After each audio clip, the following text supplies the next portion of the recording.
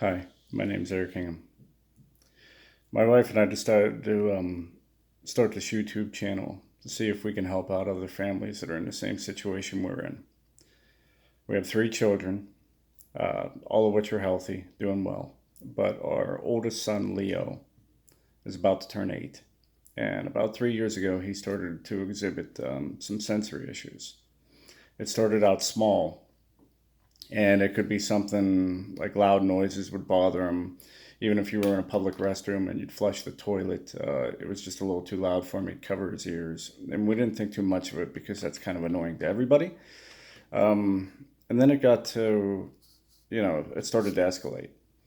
So there'd be times when, we'd go to get out the door for work or for daycare in the morning, and you'd turn around and he wouldn't have any clothes on. So, we'd ask him, like, what's the matter, bud? Like, what's going on? And he would say, my socks don't feel right, or my shirt's too loose, or the sleeves are bothering me, or the tag's bothering me, or these pants don't feel right. So we didn't really know which direction to go. So we started to do some research, and we kind of reached out to the experts in basically every field we could. We looked into different therapies, occupational therapy, and the school shrink, and people like that, and nobody really could get back to us with any kind of diagnosis at first. It became debilitating to the point where maybe the sensory overload, which in hindsight's 2020, we realized that sensory overload was starting to affect him in school. It just seemed like after a full day of school, when we finally did get him into a private Montessori school, it was almost like he was exhausted most of the day. And the other kids, my daughter, 18 months older than him, would go through the day fine, and she would excel in learning and everything like that. And Leo would do all right with the learning, but he had the shortest fuse in the world.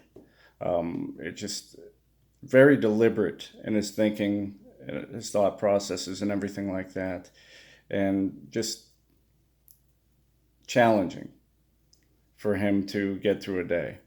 By the time he would get home at like 2 or 3 in the afternoon, we'd pick him up from school. He'd be asleep in the car. He wouldn't even make it 5 minutes down the road. Um, Obviously, that led to some trouble sleeping at night, and we looked into that and tried to figure that out with the sleep study and different processes to try to keep him awake after school, start some activities or something like that.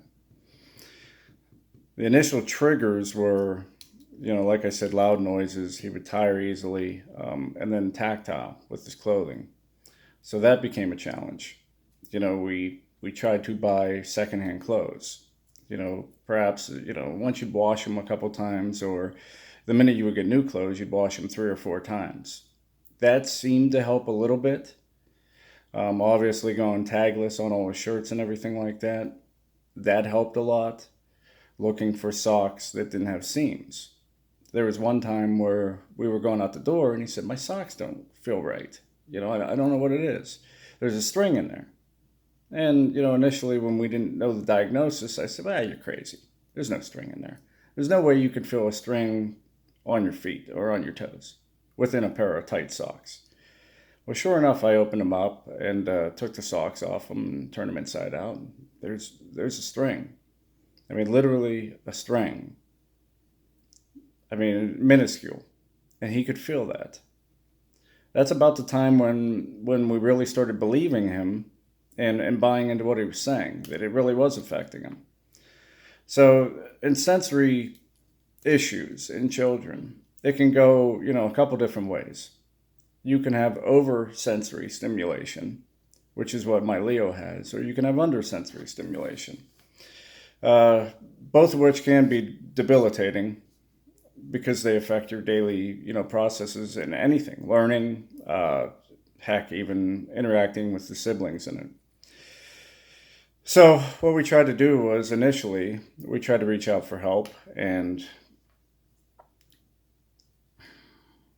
the first thing we did was something called play therapy. Now, play therapy was just somebody working with him and playing with him with toys, and they would take him through the process of like, well, what are you doing with those toys? And you would have positive cues to figure out, how the children, how the child's playing, and have them vocalize what they're doing and talk through it. A lot of what we found was a good solution was he couldn't convey a lot of the problems he had to us. He just couldn't verbalize them. So a lot of the responses you would get initially were like, they just don't feel right, or this just doesn't feel right, or I just don't like it, or I'm bored. Because he was frustrated, he didn't have the vocabulary or the ability to tell us what was wrong. We struggled a lot with that. So initially, what we tried to do was obviously to teach him the strategies to tell us, and let him know, like, how are you feeling? And it sounds kind of weird and it's really hard to juggle with three kids, believe me, because the other two are always, in the way, uh, to be blunt. Um, so what we did was we got a chart, and initially I had a little square, and it had a bunch of different faces, almost like the pain chart at a doctor's office. And we'd just create that, and we'd have a way that, how are you feeling right now? Can you put the square on there? And sometimes it'd be a smiley face, sometimes it'd be an upset face, and then there'd be a confusion face. And that started to help when we could actually figure it out. It's almost like when you have a baby, and we tried the sign language thing because obviously a baby can't speak. So half of your problem is knowing why the outburst is coming. So the biggest thing I would say to new parents dealing with this is we need to establish a vocabulary and a way that your child can tell you what's bothering them. It's not going to be easy. And some of the things I could tell you through going through almost the entire state of Pennsylvania, seeing every kind of expert you can do, doing every kind of therapy you can do, which we still do. I mean, we've even tried Reiki therapy. We've tried holistic. We've every kind of counseling you could ever try. I gave up a career in a corporate world in the middle of my best financial year because this became too much of a struggle for anybody to handle. And we're a team, my wife and I, and she's great. And she's very intelligent. She's a pharmacist and smartest person I know. And it pushed us to the breaking point. And it really, really tested our marriage. It took a long time for us to realize and do the research to get to where we could figure this out. So once we started to realize what the stressors were, and it was work, marriage, siblings were affected. You saw a regression in the learning process of our oldest, who is very bright. We did a program called My Baby Can Read, and it really worked well for her. And she, I guess you would say, quote unquote, a normal kid, where the multisensory learning really went over well. And at 8 months, she was walking, talking, geometric shapes. She could do basic math. And then I tried it with the boys. And this should have been our first cue, but we had no idea that this was, something we had to figure out. He was not receptive to the multisensory at all. It's almost as if he would shut down when we'd put it on for him. And I couldn't figure out why. I just figured, I talked to relatives, I talked to my mom, I talked to my wife's mother, and, they're just like, hey, he's a boy. Boys are different than girls. They mature at a different rate. None of them had ever gone through something like this, so, no disservice, but we should have dug deeper then, but we didn't know to. And that's why I wanted to do this, to help any of you guys out there that are dealing with something like this. So initially we went through the Montessori school system, like I said, and that was no help at all. There was no extra help available.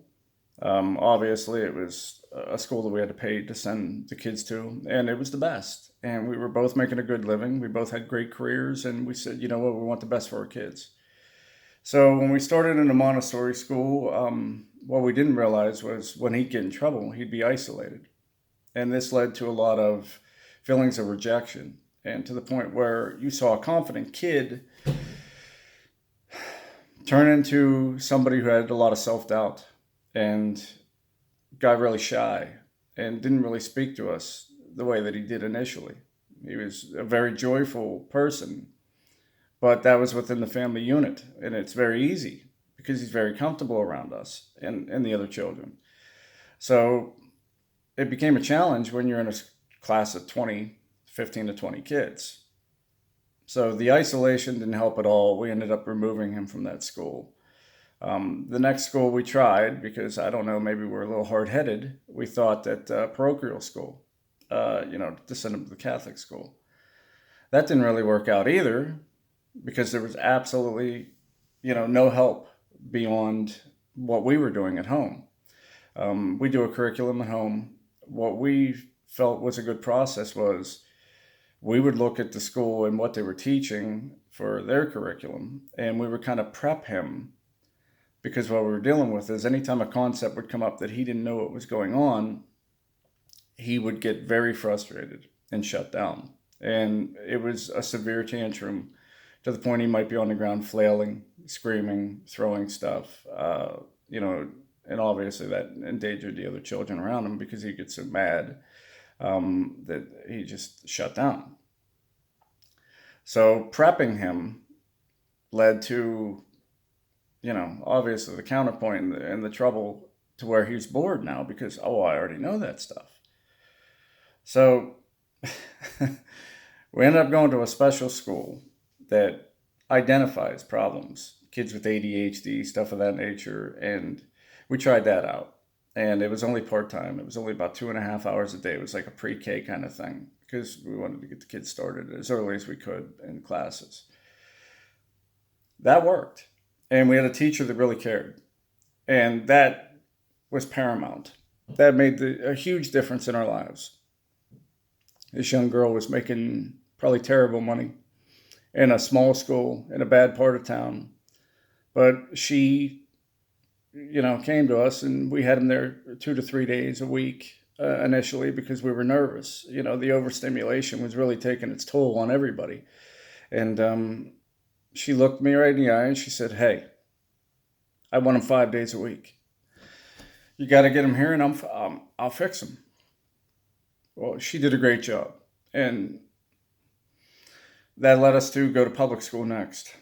When we got to the public school, we were able to get a TSS. We were able to get a CRS, a wraparound service, to where they're in the class with them about 20 hours a week. Now, our worry with that is that you're kind of singled out. You've got help in the class, you've got your own special person, and maybe kids will pick on you for that.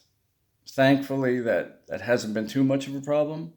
It's helped enough so that the teachers can keep their classes together, and do their lesson plans without too much interruption from him.